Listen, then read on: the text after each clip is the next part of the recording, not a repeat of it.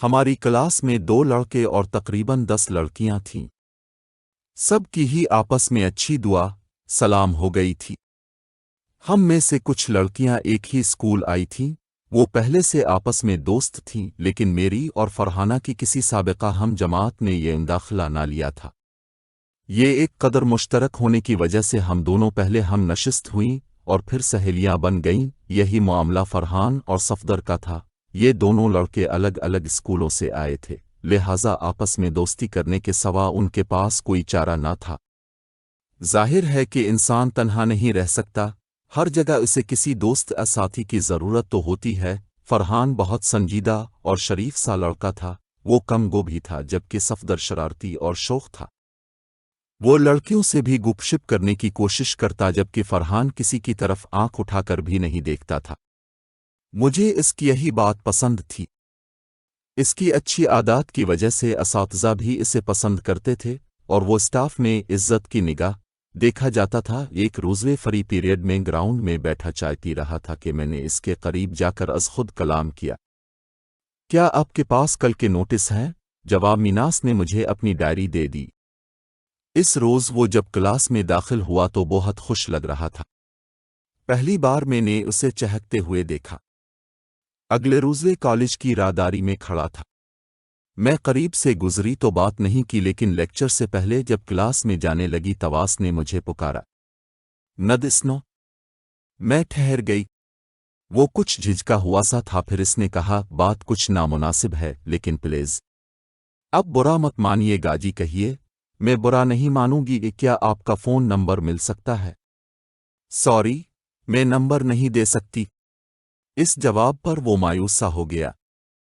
تب ہی مجھے ترس آ گیا اور میں نے یہ سوچ کر نمبر دے دیا کہ یہ ایک شریف لڑکا ہے، کسی غلط بات کی اس سے توقع نہیں کی جا سکتی تھی۔ گھر جا کر اس کو SMS کیا اور تھوڑی خفگی جتلائی۔ اس نے وضاحت کی کہ وہ کچھ سوالات کے بارے بات کرنا چاہتا تھا، تب ہی نمبر لیا ہے۔ خیر، اس کے بعد وہ گاہے گاہے فون پر مختصر بات کرتا، یوں ہماری اچھی خاصی جان پہچان ہو گئی۔ ابھی ہماری جان پہچان کو 1 ہفتہ ہوا تھا کہ اس نے کالج سے چھٹی لی اور لاہور چلا گیا۔ وہ بہت اچھی گفتگو کرتا تھا، جی چاہتا تھا کہ اس کی باتیں سنتے ہی رہوں۔ ایک دن میں اپنی فیملی کے ہمراہ ہوٹل میں کھانا کھانے گئی، وہ انوے مجھے نظر آ گیا۔ وہ ایک خوبصورت لڑکی کے ساتھ بیٹھا ہوا بہت خوشگوار موڈ میں ہنس ہنس کر باتیں کر رہا تھا۔ تب ہی میں نے اسے SMS کیا کہ کہاں ہو؟ میں ایک ہوٹل میں ہوں، اپنی کزن کے ساتھ، ہم یہاں کھانا کھانے آئے ہیں۔ اس نے سچ سچ بتا دیا۔ ابھی تک اس نے مجھے نہیں دیکھا تھا۔ مجھے بہت جلن ہوئی کہ یہ کیوں کسی لڑکی کے ساتھ ہے۔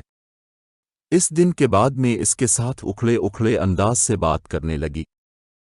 اس باعث وہ کچھ پریشان سا رہنے لگا، لیکن مجھ سے ناراضی کی وجہ دریافت نہ کی، جبکہ میں اسی انتظار میں تھی کہ وہ کچھ پوچھے تو بات کروں کہ وہ کون تھی جس کے ساتھ تم ہوٹل میں اس طرح ہنس ہنس کر باتیں کر رہے تھے۔ یہاں تو تم مسکراتے تک نہیں ہو۔ جب اس نے ایک بار بھی نہ پوچھا کہ تم کیوں روٹھی روٹھی ہو، تب یقین ہو گیا کہ اس کا معاملہ اسی لڑکی کے ساتھ ہے۔ ایک روز جب صبر کرنا میرے برداشت سے باہر ہو گیا تو میں اس سے جھگڑ پڑی۔ اس نے کچھ کہنا چاہا لیکن میں نے ایک نہ سنی۔ کہہ دیا کہ تم جس کے ساتھ ہو اسی کے ساتھ رہو اور اب کبھی مجھ سے رابطہ نہ کرنا۔ اس نے مجھے کئی بار فون کیا، لیکن جانے مجھ کو کیا ہو گیا تھا، مینہر بار بغیر سنے فون بند کرت۔ مجھے یہ سوچ کر غصہ آتا تھا کہ وہ کسی اور کے ساتھ اس طرح دوستی کا ناتا خود میں نے ہی توڑا۔ اسے بات کرنے کی مہلت ہی نہ دی جو وہ اپنی صفائی میں کچھ کہتا۔ وہ لاہور سے واپس آ گیا تھا، مگر پہلے جیسا نہ رہا تھا، وہ بہت بدل گیا تھا، سب سے الگ تھلگ بیزار سا اکھڑا اکھڑا رہتا۔ مسکرانا تو کجا کسی سے بات تک نہ کرتا۔ انہی دنوں ضمنی امتحان میں اس کی اول پوزیشن آ گئی۔ ہماری کلاس کی چند طالبات نے اس سے ٹیوشن لینے کی استدعا کی تو وہ ان کو فارغ وقت میں پڑھانے لگا۔ ان لڑکیوں میں سے ایک کے ساتھ اس کی اچھی خاصی دوستی ہو گئی تو مجھ کو جلن ہونے لگی۔ جب وہ اس لڑکی ربیہ سے بات کرتا تو مجھ پر قیامت گزر جاتی، کسی پلچین نہ آتا۔ میں پھر سے اسے SMS کرنے شروع کر دیے۔ فون پر بھی رابطہ کیا لیکن فرحان نے ٹھیک طرح بات نہ کی۔ یقین ہو گیا کہ اس نے اور سے دل لگا رکھا ہے۔ میں بجھی بجھی رہنے لگی، پڑھائی میں بھی دل نہ لگتا تھا۔ وقت بھاری قدموں سے مجھ کو رونقتا جاتا تھا، دن کاٹے نہیں نکتا تھے، پڑھائی سے بھی دل ہٹ گیا۔ ایک روز میری دوست فرحانہ نے بتایا کہ فرحان کی کزن ہماری لیکچرار سے ملنے آئی ہے۔ یہ وہی کزن تھی جس کو میں نے اس کے ساتھ ہوٹل میں بیٹھے دیکھا تھا۔ باتوں باتوں میں میڈم سے پوچھا تو اس نے بتایا کہ یہ ان کی بچپن کی دوست ہے اور فرحان کے بڑے بھائی کی بیوی ہے۔ شوہر عرصے سے قطر میں ہے اور اب یہ بھی وہاں جا رہی ہے، تبھی ملنے آئی تھی۔ یہ دو بچوں کی ماں اور فرحان کے چچا کی بیٹی ہے۔ اتنی تفصیل جان کر میری آنکھیں کھل گئیں۔ خود پر غصہ آنے لگا کہ بغیر سوچے سمجھے کیوں نہ دوست کا رشتہ ختم کر دیا۔ گھر پہنچ کر فرحان کو فون کیا اور معافی مانگی، مگر اس نے کوئی بات نہ کی۔ کچھ تو بولو، میں نے منت سماجت کی، تب وہ گویا ہوا مجھے افسوس ہے۔ میں تم کو ایسے ذہن کی لڑکی نہیں سمجھتا تھا، تبھی پسند کیا اور تم سے شادی کرنا چاہتا تھا، مگر تمہاری شکی طبیعت نے ہماری دوستی کے خوبصورت رشتے کو توڑ دیا۔ میں نے کئی بار تم کو منانے کی کوشش کی، یہ بتانا چاہا کہ وہ میری بھابھی ہیں جن کے بارے تم غلط سوچ رہی ہو، لیکن تم نے میری کوئی بات بھی سننا گوارا نہ۔ تب میں نے فیصلہ کر لیا کہ کسی شکی مزاج لڑکی کے ساتھ زندگی گزارنا میرے لیے بہت تکلیف دہ ہوگا اور تمہارے لیے بھی، تو ہم کو اپنی اپنی زندگیاں اور خوشیاں دیوں پر نہیں لگانا چاہیے۔ یہ کہہ کر اس نے فون رکھ دیا۔ اس کے بعد وہ کالج نہیں آیا۔ اس کی تلاش میں نے سر دھن لیا، مگر بے سود۔ اس کا نمبر بھی بند ملتا تھا، رابطہ کرنا چاہا نہ کر سکی۔ آخر کب تک، جبکہ میری پکار اس تک پہنچ ہی نہ سکتی تھی۔ دعائیں کرتی، کاش ایک بار وہ مجھے فون کر لے تو اس سے معافی مانگ لوں، کیونکہ فرحان خدا کے لیے مجھے معاف کر دو۔ میں تم جیسے انسان کو کھونا نہیں چاہتی، لیکن میں نے اسے کھو دیا تھا کیونکہ میں نے دیور بھابھی جیسے مقدس رشتے پر شک کیا تھا۔ اس کی یہ سزا ملی کہ مجھ کو اپنی محبت سے دائمی جدائی مل گئی۔ میں کافی عرصہ پریشان رہی، امتحان بھی نہ دے سکی۔ فرحان کو بھلانا چاہا مگر نہیں بھلا سکی۔ ایک پھانس تھی جو دل میں کھپ گئی تھی، جو پھر نہ نکل سکی۔ اس کے بعد زندگی کے جتنے بھی دن گزارے، ایک مردے کی مانند گزارے۔ لیے ٹھہرتا نہیں، کسی کا انتظار نہیں کرتا، بس تیزی سے گزرتا جاتا ہے۔ ہم کو اس کے گزرنے کا احساس تک نہیں ہوتا۔ کئی رشتے آئے لیکن میں شادی سے انکار کرتی چلی گئی۔ بالآخر امی ابو اس قدر خفا ہوئے کہ ان کی خاطر سر تسلیم خم کرنا ہی پڑا۔ میرے نصیب میں جو شخص جیون ساتھی کے طور پر لکھا گیا تھا، اس کے ساتھ شادی ہو گئی اور نئی زندگی کی شروعات ہو گئی۔ نثار بہت اچھے انسان تھے، مجھ کو خوش رکھنے کی کوشش کرتے تھے۔ میں بھی بظاہر خوش نظر آنے کی کوشش کرتی، مگر دلوں کا حال تو اللہ ہی جانتا ہے، اور دل ایسی چیز ہے جس پر کسی کا بس نہیں چلتا۔ شادی کے چند سال بعد میرے شوہر کا تبادلہ ہو گیا۔ جہاں ہم گئے وہاں بھی دل نہ لگا۔ یہ پہاڑی علاقہ تھا۔ انہی دنوں جبکہ میں ذہنی طور پر اضطراب میں تھی، میری ایک لڑکی سے ملاقات ہو گئی جس کا نام سمینہ تھا۔ یہ ایک مقامی لڑکی تھی اور ہمارے پڑوس میں رہتی تھی۔ بہت اچھی عادات کی مالک تھی۔ جلد ہی میری اس کے ساتھ دوستی ہو گئی۔ اس کی باتیں بہت سادہ و معصومانہ ہوتی تھیں۔ میرے دل کی اداسی کو اس نے بھانپ لیا۔ ایک دن کہنے لگی، باجی، مجھے لگتا ہے آپ کو کوئی بے سکونی ہے۔ برا نہ مانو تو پوچھوں، کیوں اداس رہتی ہو؟ کیا کسی کی یاد ستاتی ہے؟ ہاں، ایک دوست کی کیا کروں، بھلانا بھی چاہوں تو نہیں بھلا سکتی۔ تبھی اپنے شوہر کو بھی نظر انداز کرتی ہوں، ان کی طرف توجہ نہیں کر سکتی۔ اس کا ایک حل ہے میرے پاس، اب میرے دادا کے گاؤں چلیں۔